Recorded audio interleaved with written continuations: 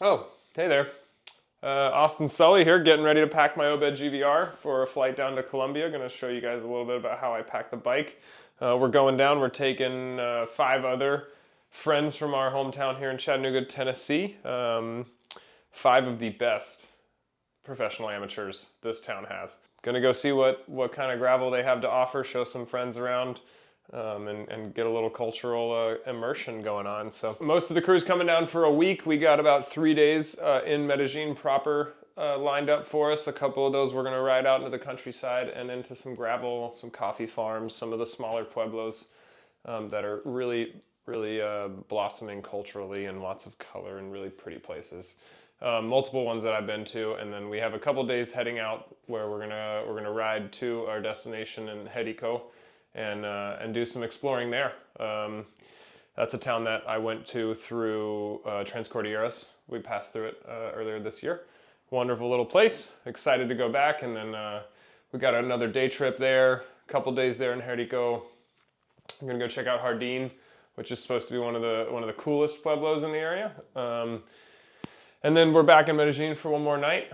All right, let's get started on packing the bike here. Jumping into it. I'm gonna pop this chain off. We got a power link in here, and we will break that. Let's see where it is.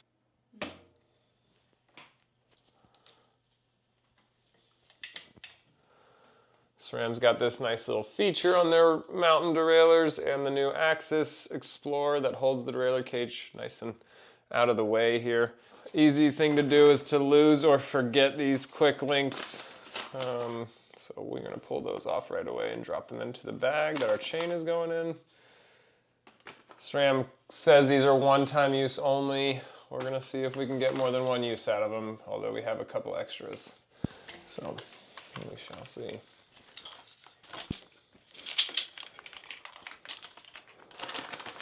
So we got our chain, we got the power links down in there.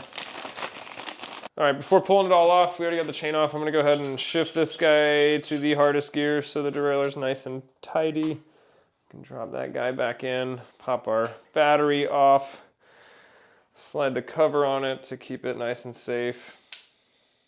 Drop in the other protector for the derailleur terminals. Let's see if we can get that guy in there. There we go. So derailleur's nice and happy there. And we're gonna pull it off with a 5mm. Pretty much every bike you're gonna wanna remove the rear derailleur. The new transmission and Axis UDH mounted stuff does not get removed. Another reason why we want it shifted into the hardest gear is just because it's way more compact. We're gonna pull the pedals off. Pretty much every shipment company, airline wants pedals off of bikes, so sometimes it's a little hard to do without having the chain on anymore. And try not to smash your hand into the frame or the chainring when you're doing this. All right, pedals off. Pop these wheels off. Ooh. Much easier to do this after the derailleur and the chain are removed. Our bike bag will end up using these axles, so we put them back in there. Launch your bike.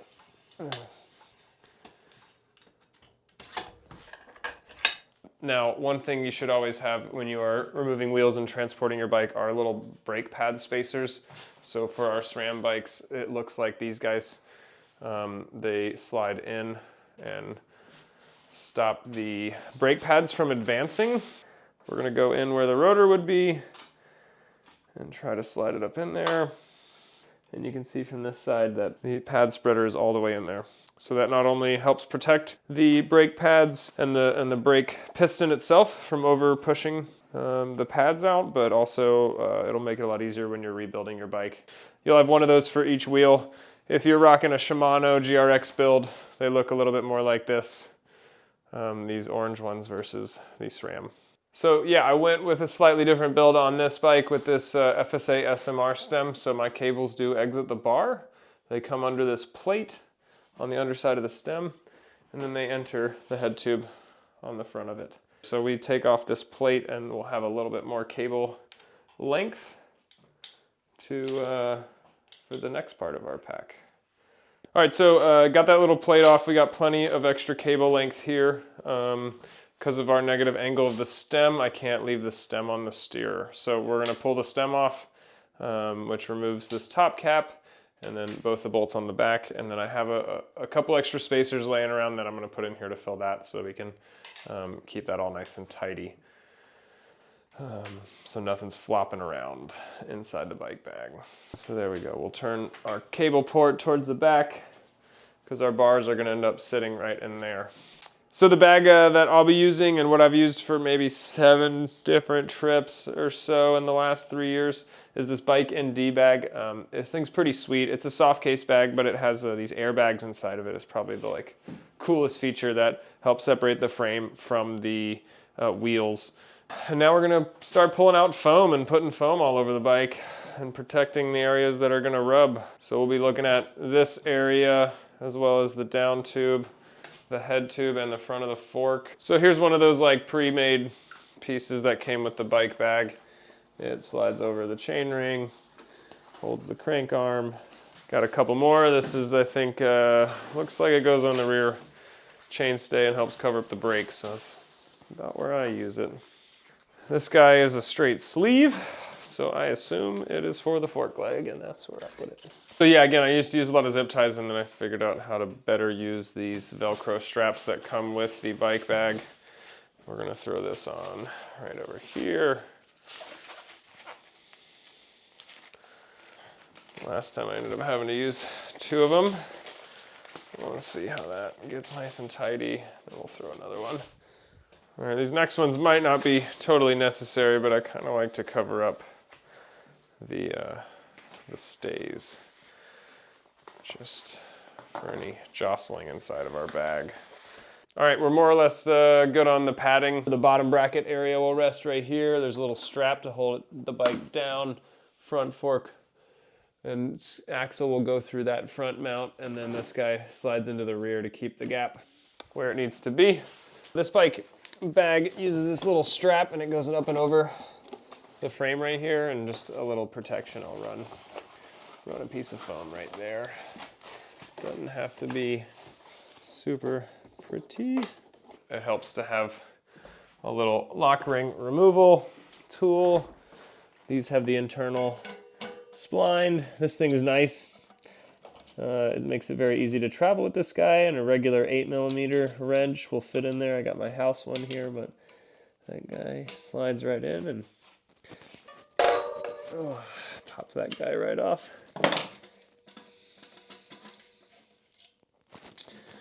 So one thing to pay attention to is I usually mark one of my rotors just so I know which one is the front and the rear. So this is our front wheel. I'll put a little piece of yellow tape on here. One thing about rotors is you want to avoid touching the brake rotor area. You have natural oils on your fingers plus whatever assembly grease might be on your hands. Rear wheel, same thing. Internal lock ring there. That guy comes right off.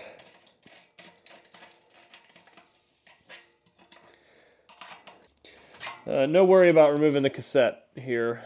It can just stay on there. Velcro straps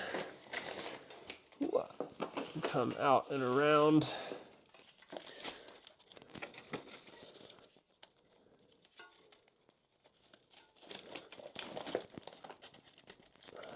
Try and get this as tight as we can.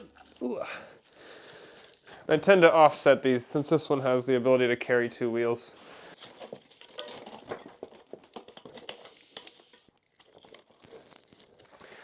This one was obviously used for the rear derailleur last time I flew, so I'm going to try and wrap it up nice and tidy here. I'll slide my 2 rotors in. I got one of them marked so I know which one's the front wheel. I like to put the derailleur into my helmet first, and then I put that set of rotors on top there, and then I'll just run tape on it as well, since this masking tape doesn't leave any sort of weird residues. And then I usually keep this guy down under here. Let's zip this thing up here. So these are the airbags. These things will get pumped up as I am dropping it off at baggage claim or baggage check. I want to make sure that all this gets tucked inside here so that when I lift it up, it's all nice and tidy. Here, make sure that gets between the wheel and the frame.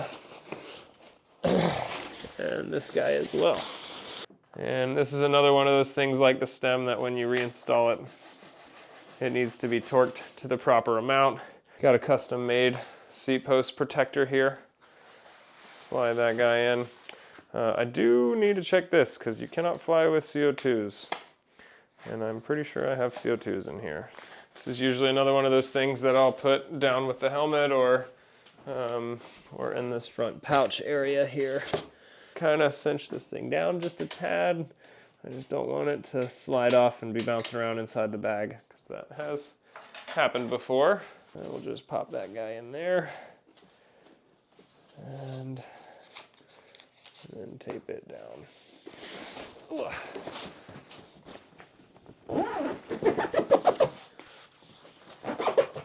So we'll drop our chain down in here. I got a little bag for some pedals. My lock ring tool for rotors and such. So I'm pretty sure we're well under the 50-pound weight limit currently. So I'll generally add in some of my bags of nutrition. There we go. There's a little pump in here that you can use to pump up those airbags. You can get to the little valve right here on this bag and try not to look too weird while you pump up your luggage. That'll fill up on each side. I'll do the same thing over here, and that'll kind of help keep the space between the wheels and the frame. That's how I pack my bike into the Bike ND bag. This is really the only bag I've ever used other than maybe a cardboard box. Hopefully see you guys in Columbia. Boop.